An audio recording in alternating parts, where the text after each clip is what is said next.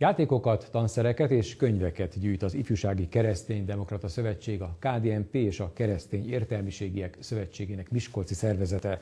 A felajánlásokat december 18-áig várják a Lévai József Református Gimnázium kollégiumi imatermébe.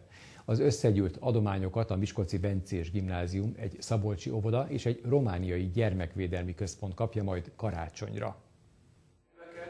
Az Ifjúsági Kereszténydemokrata Szövetség harmadik alkalommal rendezi meg a játék, könyv és tanszergyűjtési akciót, melyhez idén is csatlakozott a KDNP, a Keresztény Értelmiségiek Szövetsége, a Lévai József Református, valamint a Fráter György Katolikus Gimnázium.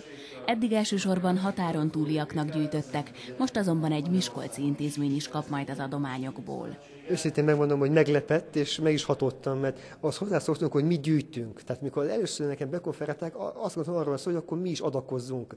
És akkor megtudtam azt, hogy nekünk gyűjtenek, egészen meg zavarba is jöttem, hogy most ezt elfogadhatjuk-e.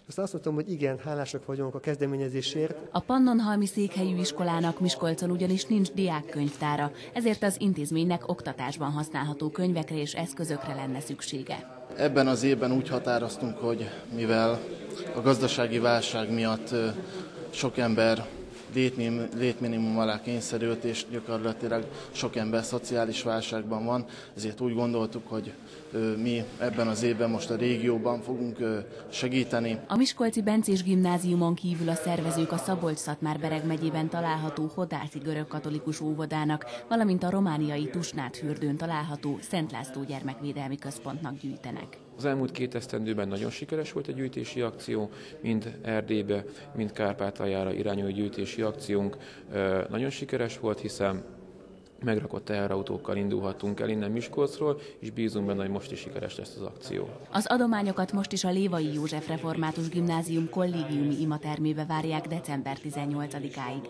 Ha valaki szeretne felajánlani, de az adományát nem tudja eljuttatni az iskolába, akkor a képernyőn látható elérhetőségen jelezze azt a szervezőknek.